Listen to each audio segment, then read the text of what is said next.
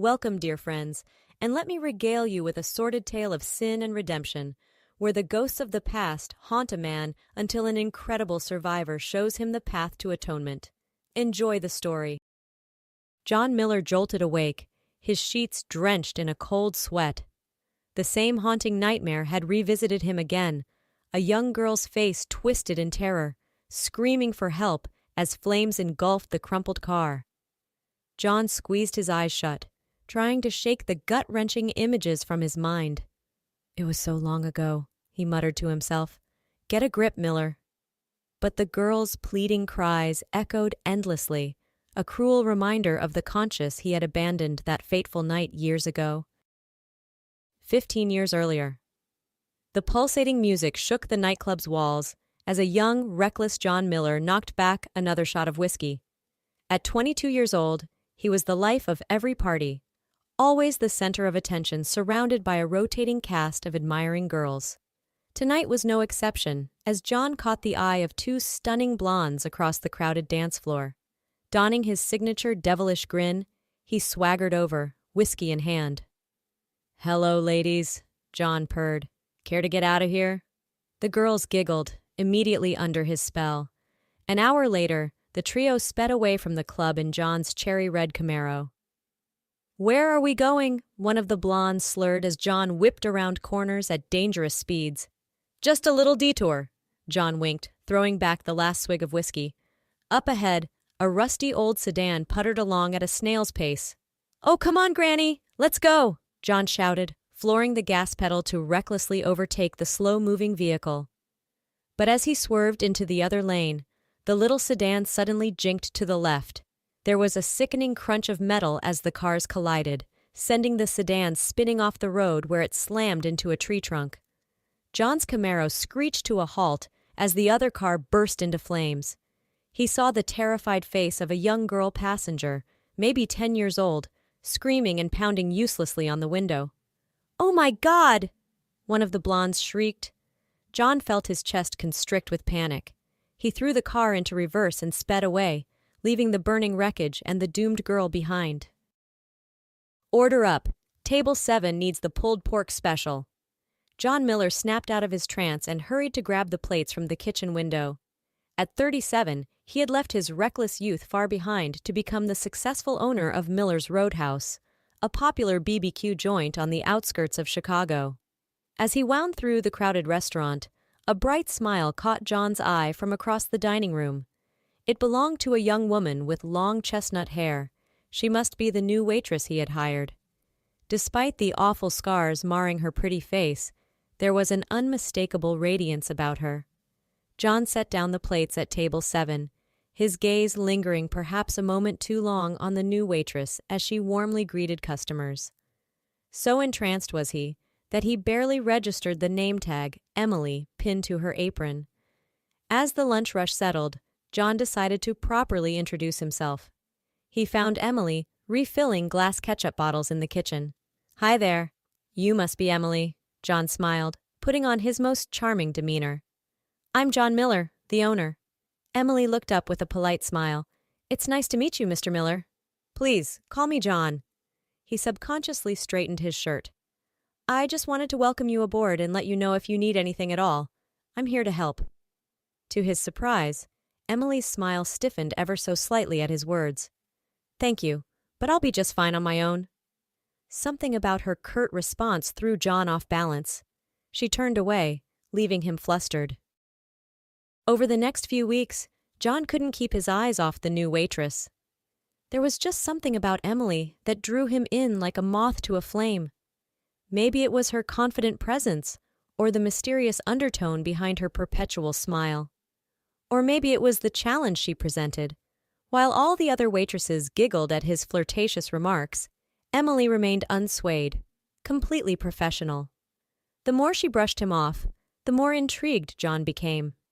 One evening after closing, John caught Emily taking tips from the hostess station, her back turned to him. Sensing an opportunity, he cleared his throat loudly. Emily whirled around, busted. I can explain." "I'm calling the police," John said sternly, taking out his cell phone. "Unless you want to give me a reason not to." Emily's eyes went wide with panic before hardening with resolve. Is that what you want? For me to degrade myself? Well, if it will teach you a lesson. John let the implication hang in the air. Emily clenched her jaw but slowly began unbuttoning her shirt. She shrugged it off, revealing the top of her torso crisscrossed with thick, twisted scars. A hush fell over the empty dining room as John stared, open-mouthed. Emily then turned around fully, showing her entire back was consumed by the mottled flesh. Is this what you wanted to see? She asked coldly, unable to meet John's stunned gaze. John stammered, suddenly ashamed at the depths he had stooped to make this poor woman expose her darkest secret. As Emily turned to retrieve her shirt, he caught a glimpse of tears streaming down her cheeks. John spent the next 2 weeks in a fog, utterly distraught over his appalling treatment of Emily. Her scars had seared themselves into his memory, conjuring shadows of the long-suppressed nightmares he had tried so hard to forget. By the flickering light of her apartment, Emily sat tending to her bedridden mother. The older woman's face was also terribly scarred, her body twisted from the same unspoken trauma. "Mom, I'm going to get you your medicine," Emily said softly, moving to stand. A shaking hand feebly grasped Emily's wrist. Her mother seemed to study the scars crisscrossing her daughter's face. "I'm so sorry, my sweet girl," the woman whispered, her voice choked with emotion. "You never should have paid for my mistakes." Their quiet moment was shattered by a harsh knocking at the door. Emily furrowed her brow and went to answer it, finding a sheepish-looking John Miller on the other side. "What are you doing here?" Emily asked warily. John swallowed hard. "I came here to beg your forgiveness and to make things right somehow." He reached into his coat pocket and pulled out a bulging envelope. "Please, take this. It's a down payment on the medical care your mother needs. Whatever she needs, it's covered." Emily stared at the envelope dumbfounded as John pressed it into her hands. How did you know?" she whispered. John's eyes glistened with shame. "I have connections. I know all about my employees," he replied dryly. Emily stared at the envelope, then back up at John's sorrowful face. As the shock began to fade, she felt her body intense ever so slightly. She stepped back, gesturing for John to enter the apartment. He lingered in the doorway, unsure if he should accept the unspoken invitation. Silence hung heavy in the dim apartment. John looked at Emily with a profound new understanding and admiration. She was no fragile victim. She was a survivor, steadfastly resilient in the face of profound tragedy. "I'm so sorry you had to go through that hell, Emily," John said, his voice thick with emotion. "You've shown incredible strength, especially taking care of your mother after everything." Emily allowed herself the faintest sad smile. "She tried to stop him that night, you know. Fought to protect me. That's how she got hurt, too." John felt overwhelmed by guilt for accusing this brave woman of wrongdoing, for forcing her to relive her painful past. Here he had been tormented for over a decade by leaving a stranger for dead, while Emily had actively saved her own mother from the same fate, and still loved her unconditionally, despite the horrible aftermath. In that moment, John knew atonement could never be enough to make up for his decades of cowardice and self-loathing. He could only hope to learn from Emily's true demonstration of courage and selflessness. "Please, let me help you both for as long as you need," John said resolutely. "Whatever it costs to get your mom back on her feet, to get you both on a path to healing, it's the least I can do." Emily studied him carefully before giving him a slow nod of acceptance. Though there were still many hurdles ahead, tentative seeds of forgiveness had finally been planted between them. Over the next 6 months, true to his word, John spared no expense ensuring Emily and her mother received the very best medical care and therapy. He personally oversaw their treatments, driving them to appointments and sitting bedside with an attentive ear. Slowly but surely, Emily's mother regained her strength and began the long trek toward recovery, buoyed by her daughter's unwavering devotion and support. Though permanent scars would always remain, their hearts and souls experienced profound healing. As for John, he found a new perspective by witnessing the unbreakable mother-daughter bond.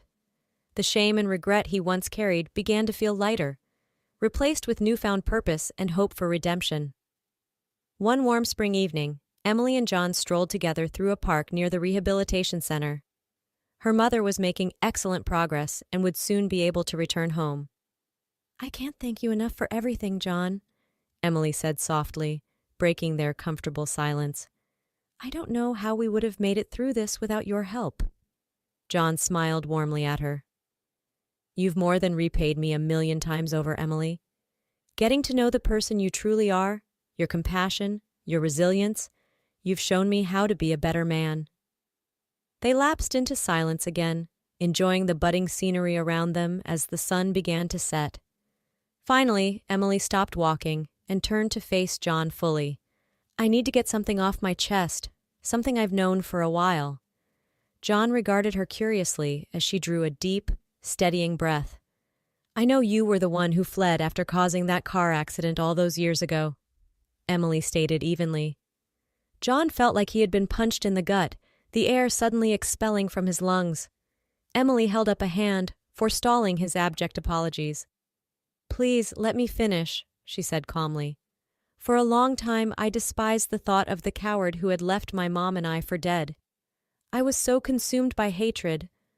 Her eyes turned glassy with unshed tears.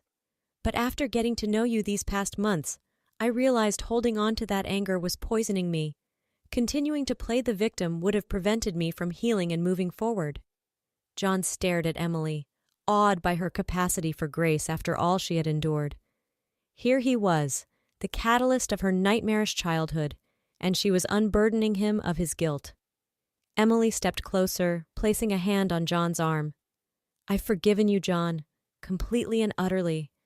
By helping us, you've righted the biggest wrong and shown you've become someone truly good." John felt tears streak his own cheeks as a weight he had carried for 15 years finally lifted from his shoulders. He pulled Emily into a fierce hug, pouring out a lifetime of remorse and gratitude. "Thank you. You've given me a second chance at life," he choked out, overwhelmed. The pair held their embrace for a long moment, acutely aware that their pasts had irrevocably reshaped their lives into an entwined, fateful bond. In that suspended pocket of time, the hurt and scars of the past finally began to heal. 1 year later, John stood anxiously at the altar, his heart thumping in his ears. He felt a calming hand on his shoulder and turned to see Emily's mother, Donna, smiling radiantly at him. "Taking quite a few deep breaths there, son," she teased lightly. Aside from a few faint scars peeking out from her dress, she looked like $1,000,000. Vivacious, healthy, and most importantly, happy. "I can't tell you how grateful I am for you, Donna," John replied, giving her hand an affectionate squeeze. "If you hadn't raised such an amazing woman, I'd have been lost forever." Donna's smile deepened as the first swells of the wedding march began to play. "Well, get ready to really start your new life together." And there she was, Emily, looking equally breathtaking and radiant in her elegant white gown. The terrible scars that had once marred her porcelain skin were still visible, but they seemed to glow along with her joyous smile. As Emily made her way down the aisle, John felt his throat constrict with overwhelming emotion. Just 3 years ago, he had been a miserable, self-loathing shell of a man, tormented by the demons of his reckless youth. But this remarkable woman, no, this incredible survivor, had pulled him from the brink into the warm light. By her example of unshakable courage, grace, and love, Emily had reshaped John into the man he never dreamed of becoming. As Emily reached the altar, their eyes met and all the words went unspoken. They had endured and transcended the worst of life's nightmares, irrevocably bound by their tragic histories. Yet in their spiritual rebirth on this joyous day, they vowed to leave those poisoned pasts behind forever. With their timeless union, a new chapter of peace, healing, and insurmountable devotion had begun. Side by side, the two beaming souls turned to face their officiator.